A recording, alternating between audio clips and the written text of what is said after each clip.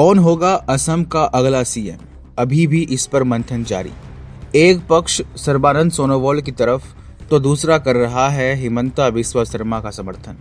असम में जमीनी स्तर पर काम कर भाजपा की जीत सुनिश्चित करने वाले हिमंता बिस्वा शर्मा के नाम पर लग सकती है मुहर। TF5 पर आपका स्वागत है और मैं विक्रांत थर्डक आपको बताऊंगा आखिर क्यों अब तक असम में मुख्यमंत्री कौन होगा, इस पर मंथन जारी है।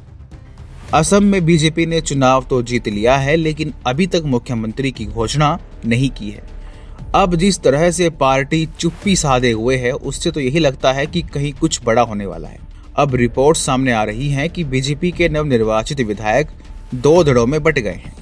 एक धड़ा वर्तमान मुख्यमंत्री सर्बानंद सोनोवाल का समर्थन कर रहा है, जबकि दूसरा धड़ा हिमंता बिस्वा शर्मा को मुख्यमंत्री बनाए जाने के पक्ष में है। अब पार्टी के सामने यह सवाल है कि मुख्यमंत्री किसे बनाया जाए। दोनों ही नेता दिग्गज हैं, लेकिन जिस तरह से पिछले कुछ वर्षों में हिमंता बिस्वा शर्मा ने असम की राजनीति में अपने विकास कार्य, सक्षम नेतृत्व और प्रखर हिंदुत्व वाली छवि से अपना सिक्का जमाया है, उससे उनका पलड़ा भारी दिखाई दे रहा है और इस बार उन्हें सीएम बनाया जा सकता है।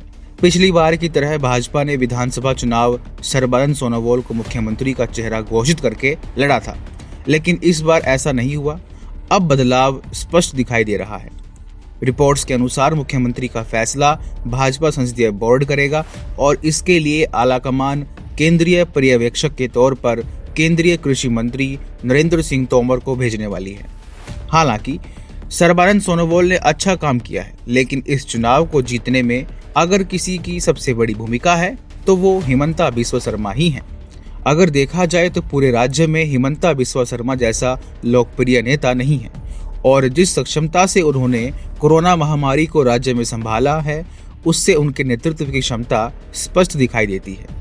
असम में अभी जो भी बदलाव हो रहे हैं, चाहे वो जमीनी स्तर पर हो या राजनीतिक स्तर पर, हिमंता बिस्वा शर्मा उसके असली वास्तुकार हैं।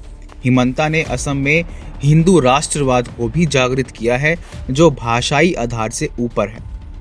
आज कोरोना ने जिस तरह से पांव पसारे हैं, उसे काबू करना आसान नहीं है। बावजूद इसके हिमंता बिस्वा शर्मा ने असम में स्वास्थ्य मंत्री रहते हुए इंफ्रास्ट्रक्चर में जबरदस्त सुधार किए हैं। कोरोना की दूसरी लहर में भी असम में हालात महाराष्ट्र, केरल और दिल्ली जैसे नहीं हैं।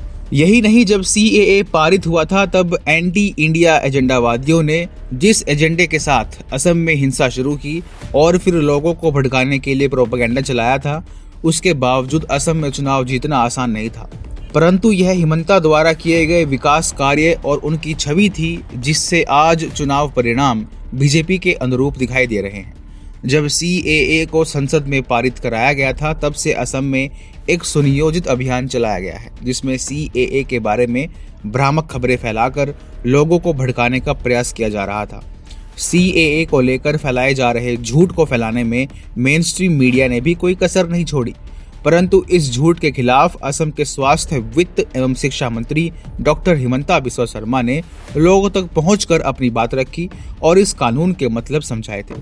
सच कहे तो ये हिमंता बिस्वा शर्मा ही थे जिनके कारण भाजपा CAA विरोध के नाम पर हुई हिंसा के बावजूद असम में जनता का समर्थन प्राप्त कर पाई है। यही नहीं, बोडोलैंड विवाद समझौता जैसे कठिन मुद्दे को भी सुलझाने का श्रेय उन्हीं को जाता है। एक तरफ वह जमीनी स्तर पर लोगों के बीच दिन दुना रात चौगुना लोकप्रिय होते जा रहे हैं, तो वहीं दूसरी तरफ बोडो और उल्फा जैसे संगठनों को बातचीत के लिए राजी करने के लिए कूटनीतिक चाल भी चल रहे हैं। भाजपा के लिए हिमंता बिस्वा शर्मा का सिर्फ असम में ही नहीं, बल्कि पूर्वोत्तर के सभी राज्यों में प्रभाव बढ़ता जा रहा है। सच कहें, उनकी लोकप्रियता और समृद्ध प्रशासनिक अनुभव को देखते हुए उन्हें ही असम का CM बनाया जाना चाहिए। ऐसे में ये देखना दिलचस्प होगा कि असम को मुख्यमंत्री के रूप में कौन मिलता है।